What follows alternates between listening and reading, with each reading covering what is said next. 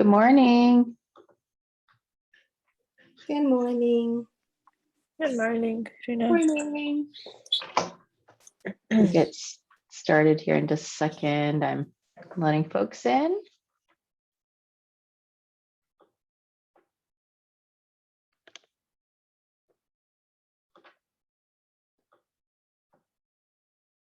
All right.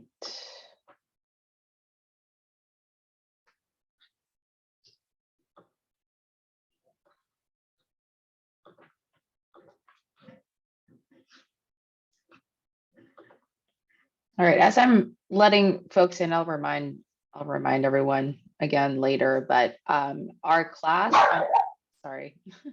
our class on April 21st is in person, and we are moving it to 3 o'clock at prep.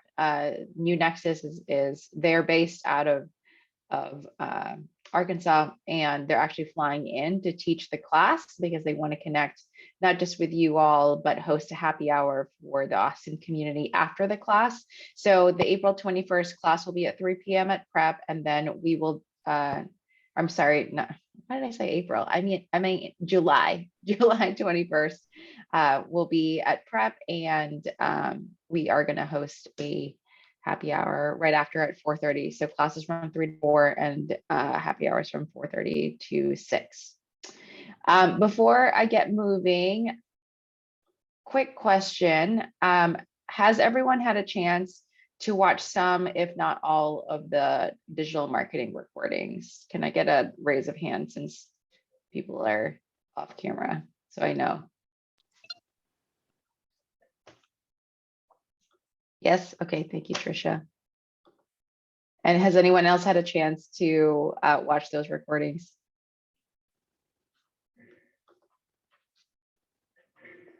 Thank you, QT. Brittany. Okay, great. I'll resend the links up for the folks that haven't had a chance to watch it, but I wanted to spend some time today just connecting with everyone around how you're currently handling your marketing. What were your key takeaways as you watched those recordings? And then I would love for everyone to share any campaigns that they have, that has worked for them. One of the most powerful things, I think, the conversations that we can have around marketing is to hear from you all, from each other, so that you can get a sense for what's working, what's not working, and what strategies you may want to give a shot in the next 6 months. So I'm going to open up the floor. I'd love to just get a sense right now. Is everyone doing their own marketing, or is anyone outsourcing it? I do my own. I mean, Okay. not a, but Okay. I outsource it. This is RP. And RP, where are you outsourcing it? Actually, they were at the happy hour, the Big Stretch. Kara, Okay. with Kara. Yeah, I work with them. Awesome. And then I guess one of the other things I want to just have you all share out is, what are the tools that you're using? So one of the biggest obstacles, and one of the things that can take a lot of time is creating your assets, for social, things like that. What tools are you using now for that?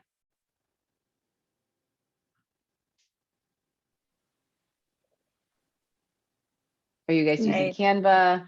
Yeah, hey, this is Kumar. I was going to say, yeah, I'm using Canva a good amount for, trying to make the post look a little better, adding text. And then along with that, it's mostly just like going through a lot of different reels and stuff from other companies that are either similar, other competitors, and trying to get ideas from there. And then also just getting a lot of ideas from other influencers and stuff that seem kind of aligned to our brand, and making content based off of that. But it was funny watching the video like a year later, especially hearing like some of their concerns with like using reels and like some of the hacks around being able to use audio and stuff like that. So that was funny to watch, like rewatch that now, and just seeing like how cyclical That's these changed things in are. just a year. Yeah, exactly. Anyone else would like to share out? What tools are you using? I use InShot. I think it's called InShot, and then there's one other called like it's almost called Venmo, but it's not. It's like Vimeo, Vimeo. Vimeo. Vimeo. Yeah. Yeah. I use them. InShot is really good. Klaviyo, we do email marketing. And Shopify has a lot of tools too, and they're giving like discount, like a $200 discount if you partner with TikTok, and creating some ads too. Like I've been taking advantage of that. Or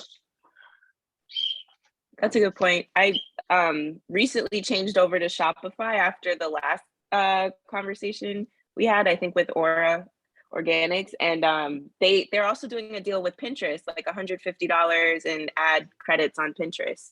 So yeah, I gotta check out the TikTok one. Yeah. Okay, they have perfect. it. This is why I wanted to have more of an open forum today, because hearing again, like, you know, the energy around what you all are using, it's just really going to be helpful for other people. You're catching things in real time, and some of these offers are super timely, right?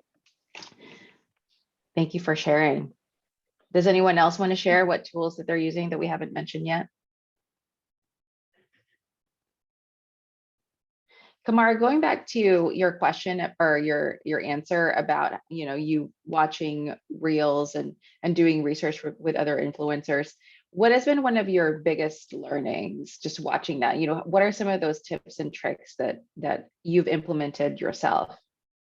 Yeah, I think ones that I've implemented was just like understanding that you do have to kind of add your brand's personality to it, but also it is a calculation. Like it's pretty much, it is an algorithm. Like I made a video yesterday of me dropping off stuff to the mail, like dropping off orders, and I got 8,000 views. And like this other video where I spent like 20 minutes on editing, it got like 300. So it's really just the algorithm picking what's popular, but then also tweaking it to what's relevant for your brand, which can be a little disheartening because you're like, I don't like this song. I don't want to use this song behind as the audio, but you kind of have to just to get the views and traction.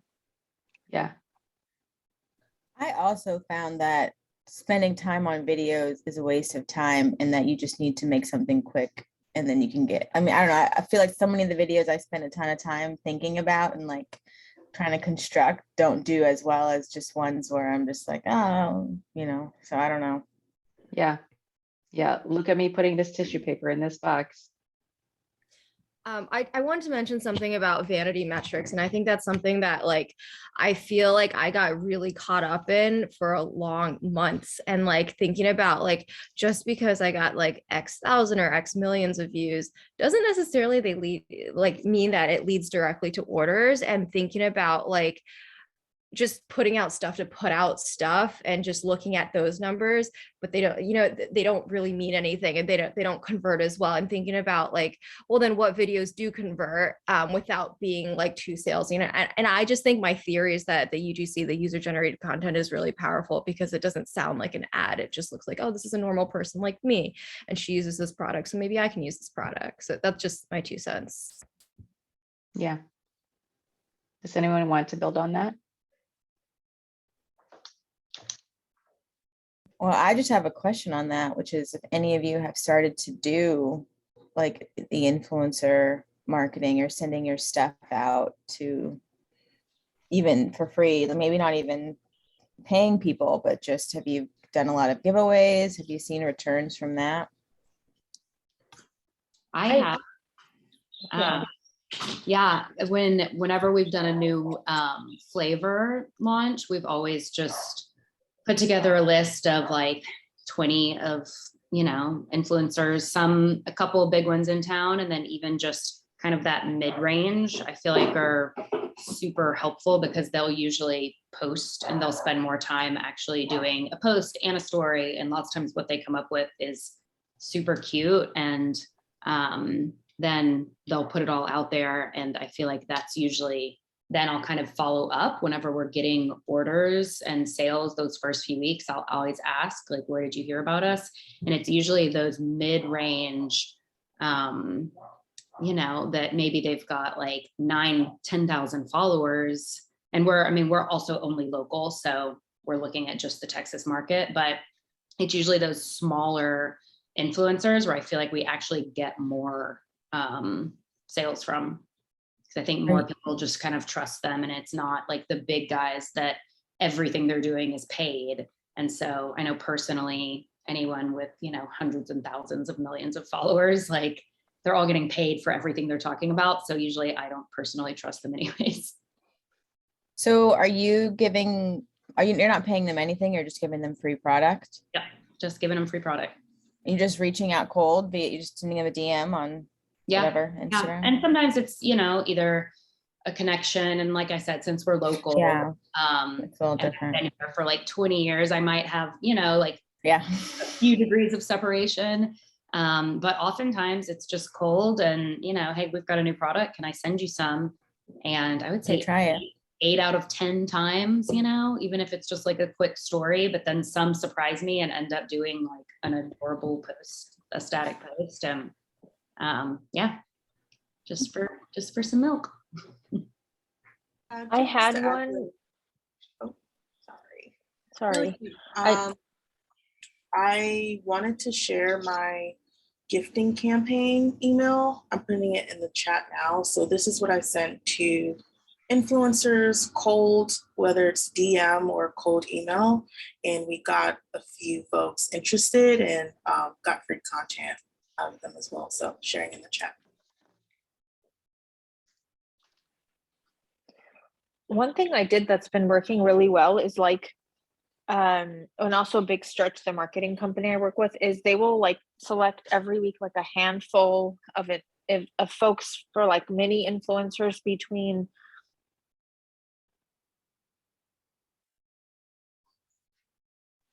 between 2,000 and 10,000, and then they'll engage them, so it's not a cold, do you want to try my products so forward. So it'll be a week of following them, liking their commenting on their posts, and then either myself or the marketing company will ask them if they'd be willing to try the bars or see what they think about it. And then once they try it and they come back and have feedback, then the next step will be, do you want to engage in a larger campaign?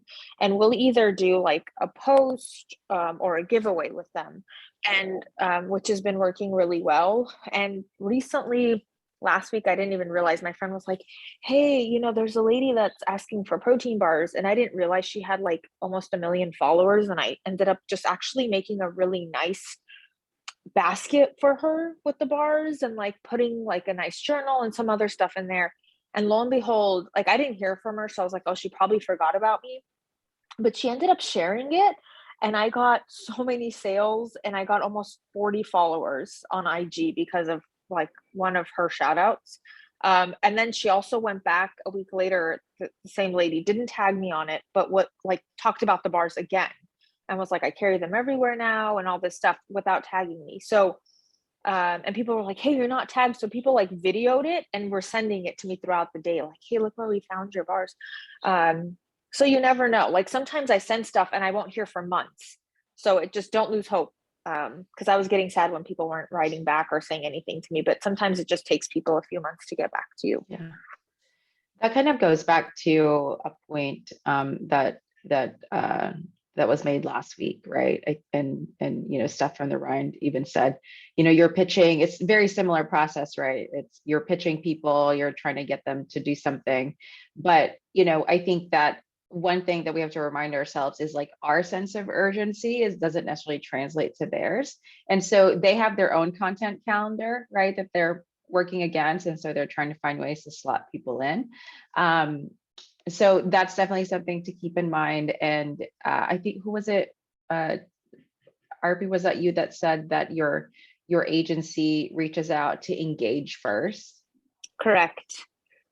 Yeah. That's always a really great strategy. And we've had influencers talk to Nationally Awesome members about how to engage with them specifically. And so they, once they become familiar with you, I definitely would recommend maybe, over the course of the next month, maybe you all could try, 5 or 10 influencers where you're just engaging with them first, right? you're commenting, all of that, so that the more that they see your name and your brand, the more likely they are to respond to you. I'd love to, hear back in a month to see how that goes for everyone, because that clearly sounds like that's been a great strategy for RP.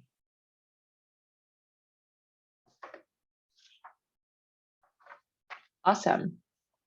All right, let's see some other success stories here, even little ones, right? Like, what are some of the strategies that you've tried, or things that you've learned in the last 6 months that's made a difference for you? One thing I recently started was kind of going back through some of the early emails I was sending out with a lot of information about how the products work and everything. And like, now that I've switched over to Shopify, they have an option to include a blog. And so now I've been converting those into articles, just to try to increase my SEO searchability, and just like using those Google keywords as the titles. Like, it kind of feels like I'm cheating a little bit, because I'm just like, put this here, make sure it says benefits, because this has been clicked on 1,000 times, but like, it seems to at least be working in partnership with like running ads and stuff like that. So blogs make sense as well, even though they seem like they're not as popular anymore, but people still use them a lot to learn about things on the internet. So Yeah, that's a great point. Thank you. Brittany had a request in the chat about an informal working lunch. If anyone wants to get together, and maybe we could hop over at a coffee shop sometime in the next couple of weeks and look at influencers. No pressure, just, could be nice. And I have a question. Are any of y'all, because one of the biggest problems that I have is we don't actually sell any product direct to consumer anymore. And I feel like most, so lots of our, like, I don't put a lot of focus on our online, like Google searches or any of that anymore, which I probably should, but it just isn't, I don't know how to do it, so I don't. So I'm usually focusing Instagram, emails, and just getting people to our accounts. And I get some reports from them, and then I just know as they're, obviously by how much product they're ordering, how we're doing. But I do struggle to find out new ways to directly impact when then I'm not the one, in charge of the sales. Is anyone else not doing direct to consumer also, or is everyone doing direct to consumer? I think everyone here is doing D2C, but Jordan, I think, have you done giveaways with your retail partners? We have with some, like with Farmhouse Delivery and Prep to Your Door, the accounts that are doing, they're essentially selling direct to consumer online, as opposed to like Manana or Rabbit Food Grocery, where they're just a retail spot. So we have done some with them and discounts and sales through them, but it's still, when we used to do DTC the first couple of years, it was easy for me just to, throw a sale up or directly connect. And now I feel like we are a little bit removed. So I'm always looking for new ways to be able to increase sales there when I don't have the direct contact. Yeah. Yeah. Does anyone here have any retail partners that they've done, marketing with, to build on what Jordan is sharing?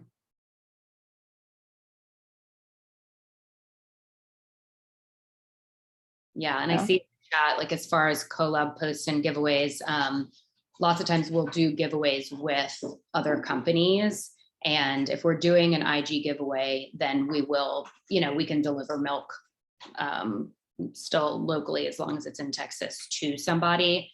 So we have done that, and that usually works really well, especially if someone else, I'm always thrilled when it's someone that has a bigger footprint than we do. And we usually do have some success there, but yeah. I and Bindu, you took the words right out of my mouth. I think at the end of this, that was one of the things I wanted to urge you all to start thinking about, is what kind of collaborations can come from this cohort. I think there's a lot of synergies here that you all could definitely take advantage of. I'm going to start calling on a couple people that we haven't heard from yet, and I would really love to hear some other successful campaigns or tactics that you all have tried to share out with the group. So, Bindu, since you were the last one in the chat, I'm going to pick on you next.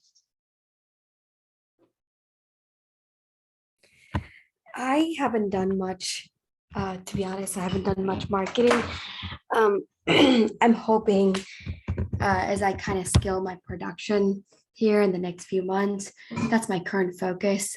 So I'm going to be going out to California a few times to visit some companies out there.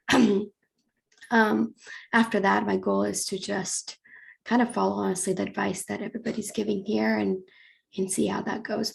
But the only success that I think I've had, honestly, has been for me. I've had a few like chefs that were like on Top Chef that showed up at my pop-up event once, and that kind of helped to get me some followers. And then I also had like a Austin foodie influencer that showed up. I didn't realize it was her, and she put out a story on the product, and that was kind of cool. And that was, your first few experience, you're like, she has 10,000 followers. So it was pretty neat experience, and I think with that, hopefully we'll see. Yeah, thank you. What about you, Carmen? We haven't heard from you today.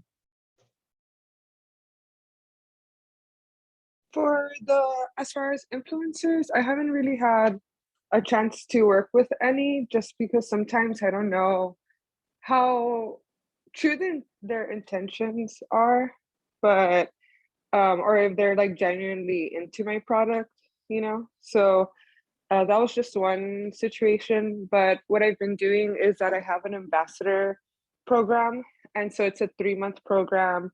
They have to purchase at least $100 with the products per month, and they get 30% off. And they have to post and share stories whenever they come into my office, and they pick the products. And we also just do swatches and test them and take photos. So I've had 2 of those ambassador programs so far, and they've been good. I've just been needing to be more clear as to what I want from them, and making sure, that I follow up, and that they continue posting, and they're bringing more people to my page. But so far I've been working with that. Another thing that has really helped with my sales has been creating templates towards people that have already purchased, or people that said they were going to purchase, and just following up with them. And they're like, oh, well, I think like I'm almost done with my cleanser, or I don't get paid yet. So then I put reminders to follow up with them the next week or the next payday. And that's been really helping me as well with my online sales, because I was focusing more in person when I was doing in-person markets, and now switching to just like e-commerce, that has really helped me. Yeah, Carmen. So are these customers, they're in your office, or they're getting services from you and you're following up with them after the fact? Or tell us a little bit more about who the customers are or who's in your ambassador program. So they do come in, and they get like a complimentary facial for purchasing $100 or over worth of products. But it's usually women that are in between late 20s and throughout their 30s that come in, and they're more, noticed that they are more willing to invest in their skincare, and do want to follow regimens and the directions that I give them. Cool, thank you. And then I think, Carmen, when you started to talk about your ambassador program, it seemed like I saw a couple of people perk up. So does anyone have any questions for Carmen about her ambassador program or how that's working? Oh, I have a question. So yeah, we have an ambassador program. I think I have like, I don't know, 30-ish ambassadors. I mean, it's not going well. I mean, to be honest, it's I feel like there are a few superstars kind of in my field, to just give my 2 cents on like what has been working. People like, because I'm in the menstrual health care space, so anyone, I guess, that maybe like in your space that might seem like an authority figure, like a naturopath or like a doctor or a nurse or whatever, people will want to listen. That has been working well. Like those influencers in that niche have been working well. I have heard from different things from different people about engaging the ambassadors on like getting them incentivized to post. Quite frankly, we just give them 15% off or 15% commission on our product, which is from $20 to $25. So that's like 3.75, which is not a lot of money. So I was just thinking about like, what have you guys done? Like if those like strict requirements about like, you have to post X amount per week or X amount per month or what have you, like if those have been working, or like, I don't know, if anyone, Carmen or otherwise, has any insight on ambassadors, that'd be great. Yeah, so I asked them to post a story once a week and a post every time they come in to see me and to purchase products. And the people that I usually get for ambassadors have been people that have already purchased with me in the past. So I feel like they've earned to get that percentage off. They've earned to like post about us in the past. So that's when I feel that the connection's more genuine and it's more of a mutual relationship. Because you trust them already, is what you said. Yeah. Cool. Yeah, makes sense. Yeah. Does anyone else? Oh, sorry. Oh, sorry. No, go ahead.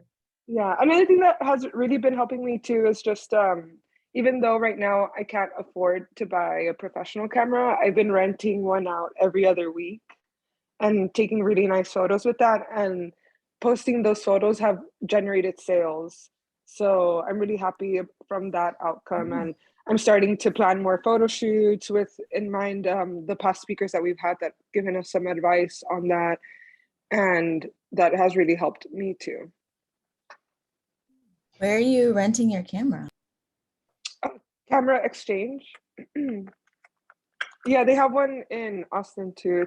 It's not sure exactly where it's at, but it's I rent it out for $40 a day. And so that's been really good, yeah, to help me. That's awesome. Thank you. Okay, let's go with Liliana. Okay. So right now, one thing that feels like a little bit of a win was I was sharing with someone, I finally took the steps to take my sales sheet, go to some of the specialty retail stores. And so I've been trying to like not do too many at once, and then just kind of focus on like, I guess, building the relationship there. I'm understanding it right now. It feels like I'm shifting into having to learn to improve like the networking for myself, because this is an area where I felt a little bit of a sense of like, that's a big struggle for me, is like the networking aspect and keeping up with the relationships and like keeping it consistent for myself. So that's what I feel like I'm kind of focusing on. So the people at Wheatsville Co-op, I'm supposed to go and meet with someone and talk with them. And to me, it feels like a win, because like with Tom's, there is the not right now, but then also like me understanding that I have to kind of shift gears and be a little bit more persistent, where I would usually be like, oh, okay, so no, I'm like, nope, that's not even an option. So like, how can I reframe this and say it in a way, or like, can you include me in your next pop-up event when you have vendors? So just trying to improve in this part. And I feel like I'm starting to see a little bit of new momentum because of it. So. Awesome. Does anyone have any advice for Liliana as she is having these conversations?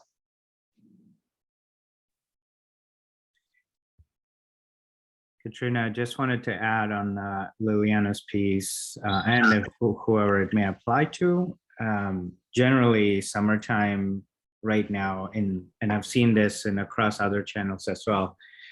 When you live in a well-to-do city or a wealthy city, summertime, everybody leaves the city. So most brick and mortar businesses, their foot traffic dies as a result.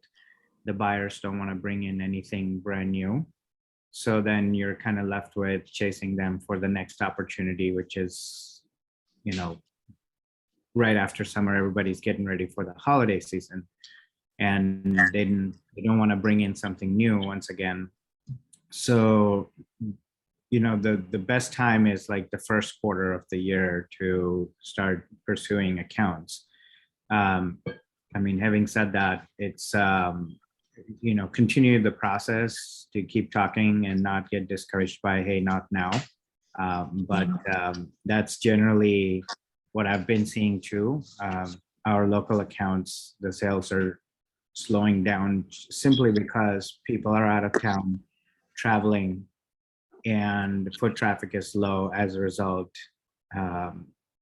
It feels like you're doing something wrong, but you're not really doing it wrong. It's you gotta have the patience. And on top of that, the recession or the hints of recession that we're seeing, where we all have products that are premium products, handmade, self-manufactured, higher price points. So people are like going to the brands that they know and, not wanting to try something new. So there's a lot going on along with what we're working on, what we're trying to grow our brands. And it's just a tough time right now.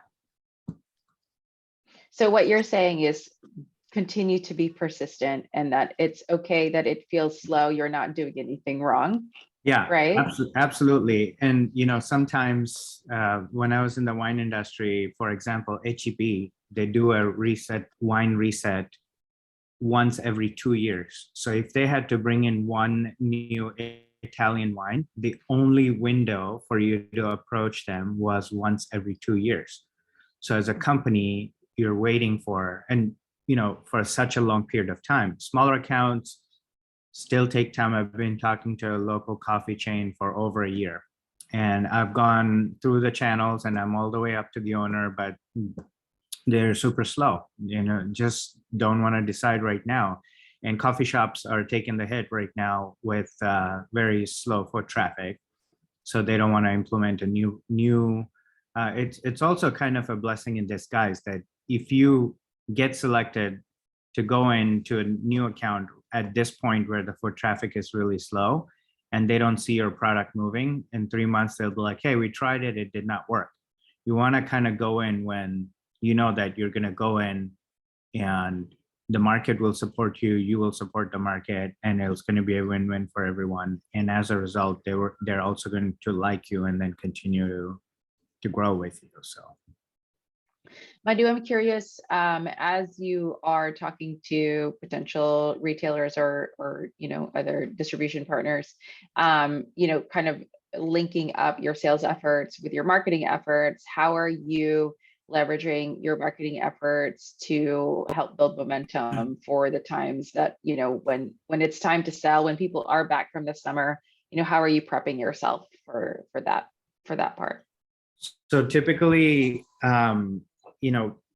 our business is kind of tricky. I've wanted to keep the number of SKUs very low, simply because manufacturing is complicated enough already, and I don't want to complicate it any further. But we do have a product that we kind of sell at the wholesale level, and we're going to launch it more so towards the fall, which is our turmeric concentrate. It does really well at some of the coffee shops that we sell it to, but we haven't launched it online, as well as more of a shelf presence. So I'm thinking a good way to get some attention is launch something new, get the excitement going, and push your product that way, and then your other products will also kind of shine through that process. Just kind of when someone looks at, oh, there's this new product, it's their turmeric concentrate, and then let's see what else do they have, and then they jump onto other things as well. But most of all, just kind of preparing, specific to me, is I've tried all the smaller marketing techniques. I'm at a place where I got to try to do much bigger things to kind of get attention, because the smaller things, some have yielded good results, some have not. And, there are some that were just complete flops. And, just kind of moving, like aggregating data from all of that, I feel like we're at a place where we need to make a lot bigger moves. Bigger moves means more money required. So I'm kind of at that place right now. Yeah. And then when you're talking about making, bigger moves from a marketing perspective, what does that look like? Great question. So I was talking to a CPG company out of New York, and they literally had a call from Whole Foods in New York. Whole Foods in New York called them and said, we need your product in the store, because of how amazing their social media marketing was. And they created this big FOMO. They handed out samples to, the who's who. And New York, as we know, is the CPG capital. So, the most of the higher end publications are based over there. So like you have your Bon Appetits and then the other food magazines.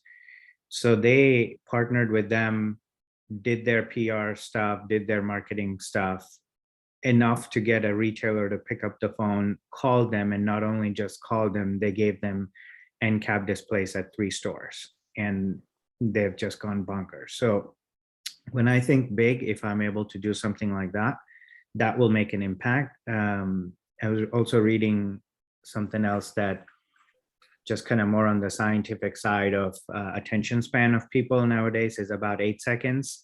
So if you're making content, we tried the educational content in the beginning. If you go into our Instagram and dig into last year's content, it's all super cool educational stuff. I've done a lot of food education in the past in my life. So I thought that's what people would enjoy based on my live performance. So I did that, and we would get like 3 or 4 likes, and the engagement was very, very terrible. And then one day I put a cat in a hat on a rainy day, and then I said, hey, this is hopefully, this cheers you up. And we got like 2,000 plus views on that. So again, like some of the other people mentioned, do what is current, use the tracks that are current and trending.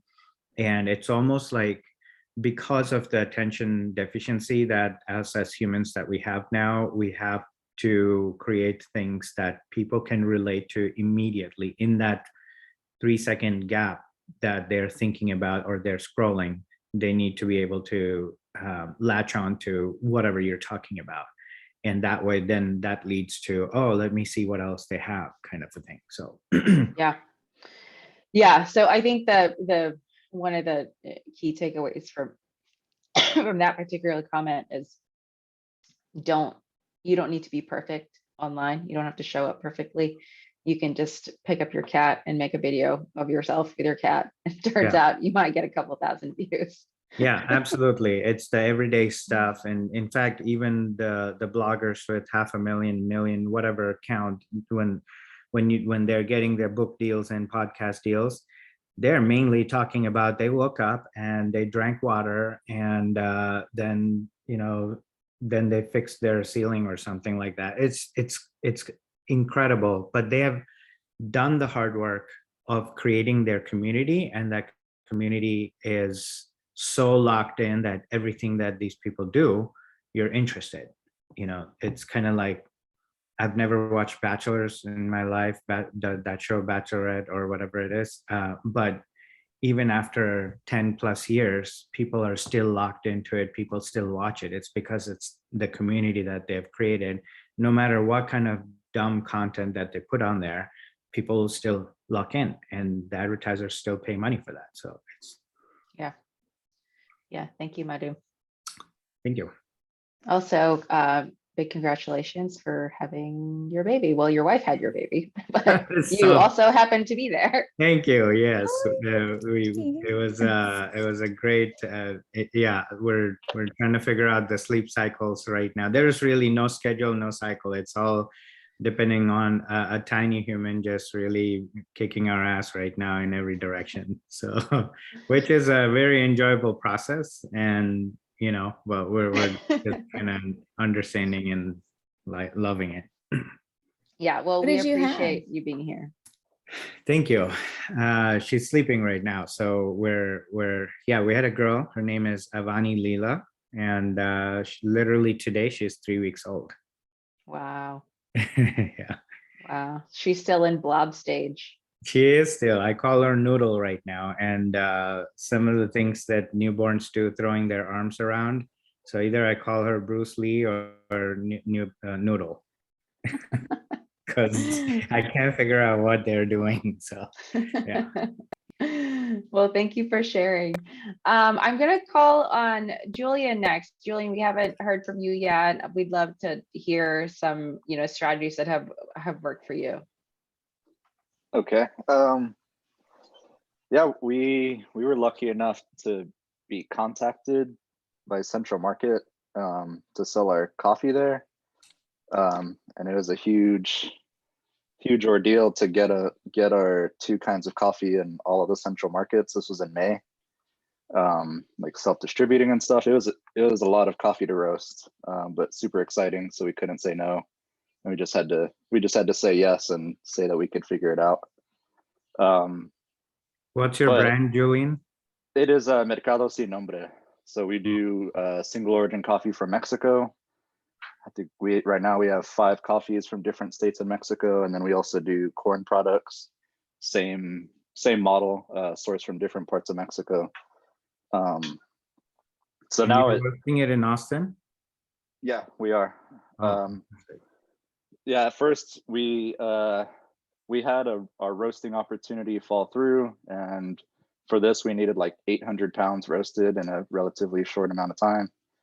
And we got kind of desperate and paid a coffee retailer here, Medici, to roast for us, but they charged a lot, and that sucked.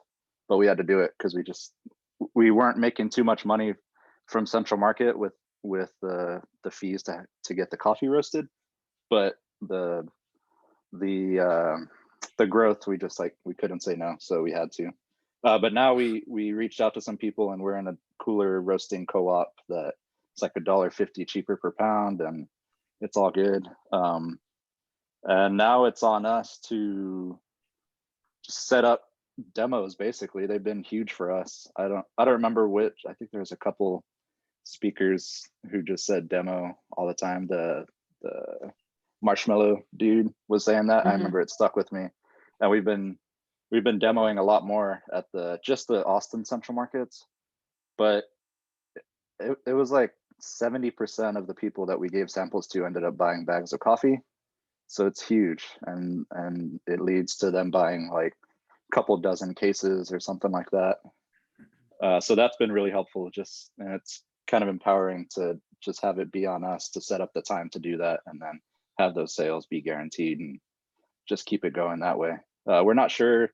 We're just going to stick with Austin Central Market right now, because the self-distribution is really tough. But hopefully we can at least like go to San Antonio or Houston or something. Julian, if I can reach out to you in some other way out of here, I'd love to chat more. Sure.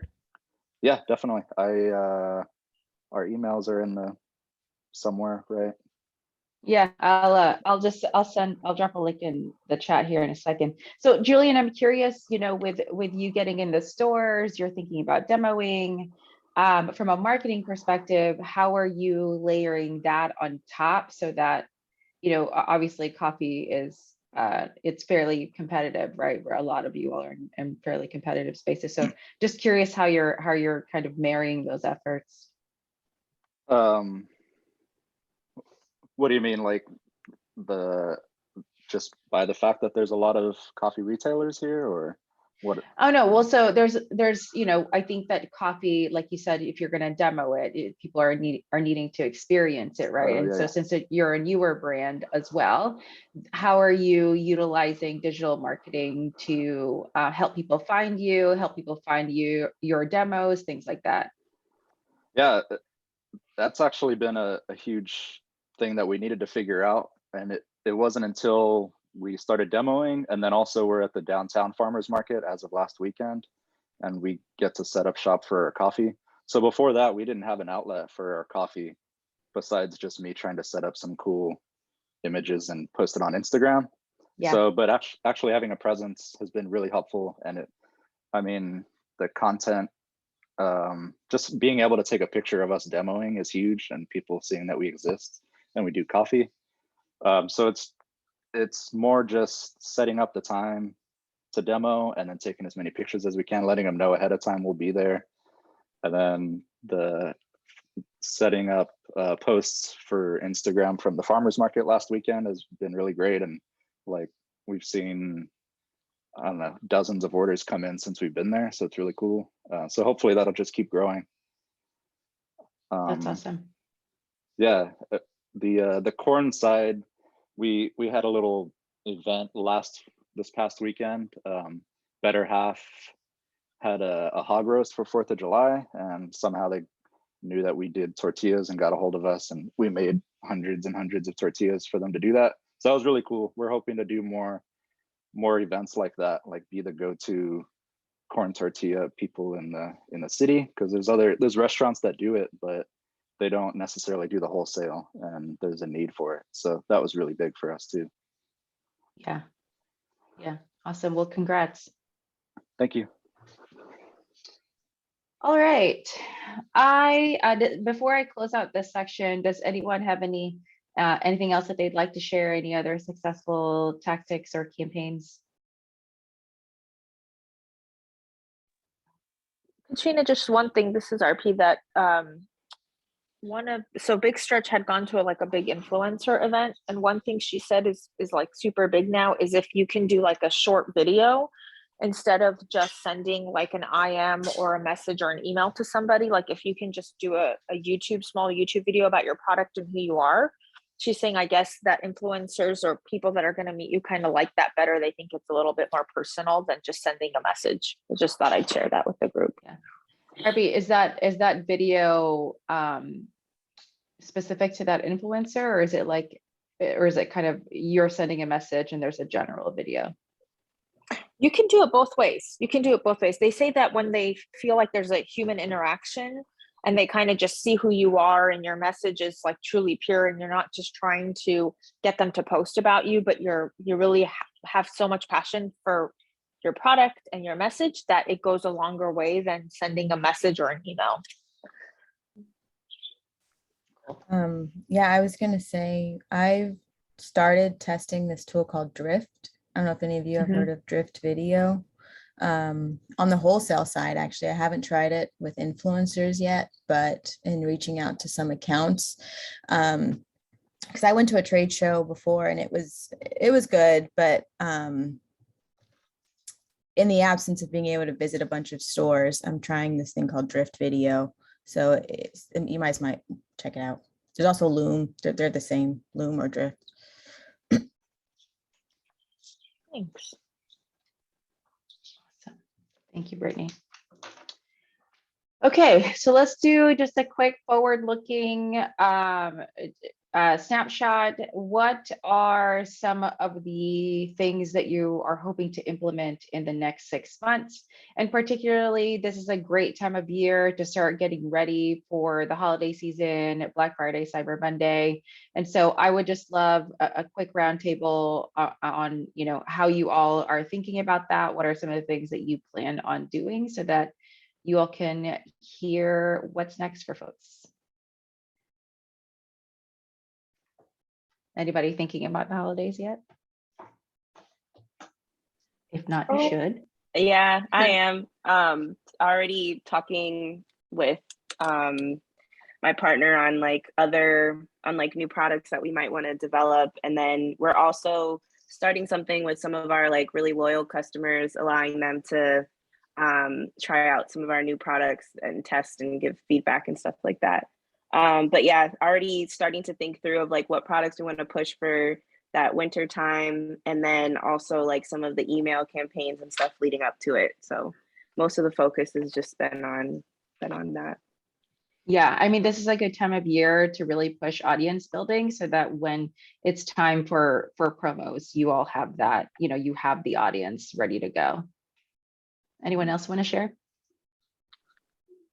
I'll go first. So I think for the next 6 months, I mean, I've taken a step back a little bit with some of my mentors, and instead of just pushing hard, I'm like, more sales, more followers, more influencers. We've taken a step back and looked at positioning, and that's something that I really didn't want to do.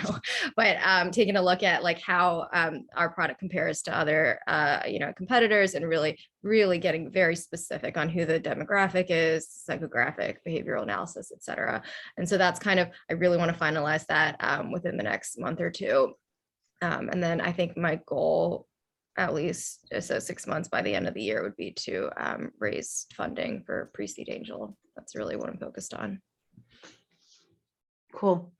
Just before I forget, I added a link in the chat. It's a Black Friday, Cyber Monday digital event that the ladies from Umai actually did for us sometime last year. And so they literally map out what the 9 months should look like before Black Friday, Cyber Monday, and like literally tells you steps that you can take. And so I just want to make sure to drop that in the chat, because there's some really actionable things that everyone here can take advantage of. Okay, anyone else? What's coming up? What do you want to implement in the next 6 months?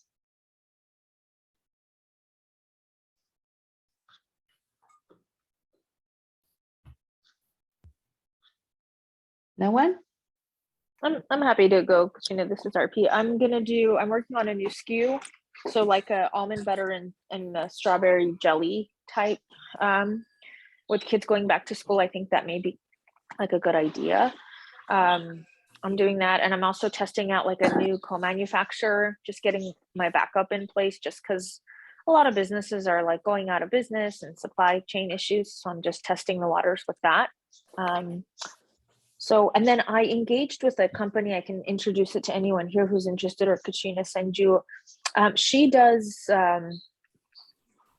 she helps you with innovation, and she's been in the industry in like the CPG space and for a really long time. And what she does is like gather as much information as she can from you, and then she goes and does a whole bunch of research and talks to you about innovation and what target market you may work with and all this stuff. So I've been working with her for the past few months.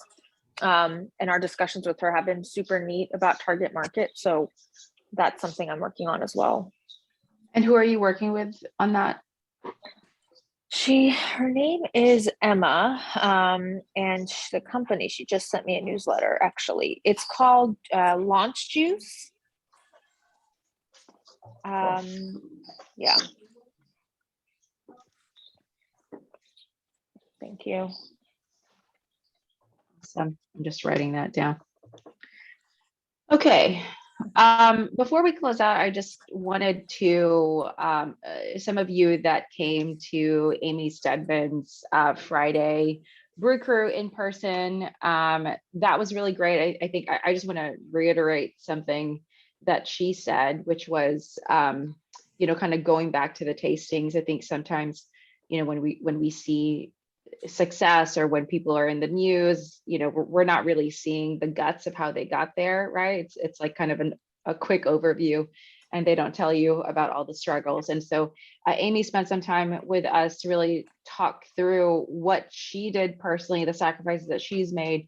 And I know that tastings and sampling and all of that demoing is such a grind, but it is really helpful. So just to kind of, to share what Amy and her team did, the founders personally did tastings for 2-3 years. I mean, they were making product, and every weekend They were out on the ground, and it is, really difficult, but she wanted me to reiterate that to this group once again, because she really thinks that that is something that really helped them succeed. And at this stage of your business, you really hearing feedback from your customers, the language that they're using, figuring out what other complementary baskets, complementary products that are in their basket that could also support you, so that you can, just continue to do your market research. It's just really, really helpful. And then last, I said this at the beginning before everyone hopped on, but the upcoming Retail 101 class is going to be in person, July 21st. We are moving that to 3 p.m. at Prep ATX. We are going to be hosting, so it'll be class, and then we'll do a happy hour at 4:30 right after that. So hopefully you all can be there for that. And I think that the new Nexus team also they're all great contacts for you. They do represent Walmart and Sam's Club. And I know that lots of emerging brands may not think that Walmart and Sam's Club is something for them, but they would love to dispel some of those myths, because those retailers are investing heavily in getting more better for you products on their shelf. And there might be regions that your products could do really well at. So outside of that, their team also has great expertise with all of the major retailers. So just in general, just really great context for this team. And then last, I'll be circulating in the next couple of weeks a form. So part of what we want to do is essentially create a list of MO fellows, their companies, their products, and any offers that you might want to make for the towards to the community, so that we can also help drive traffic to you all. And then we're working on an MO showcase happy hour event later in the fall to really help the community engage with you, get to know your products, and to support you as well. And I would love for last year's fellows to they'll be attending that, because they're excited to meet all of you and support you. So anyway, that's it for announcements. Thank you for your time today. Tomorrow's guest is Aisha Abulhiga, which she is the founder of Mason Dixie Foods. So she is going to be root regress tomorrow. She's an incredible founder. They're doing so well. She has an amazing story, and I hope that you all can make it tomorrow morning. All right. Thank you so much. Have a great day. Thanks, Katrina. Take care. Bye, y'all. Bye. Thanks.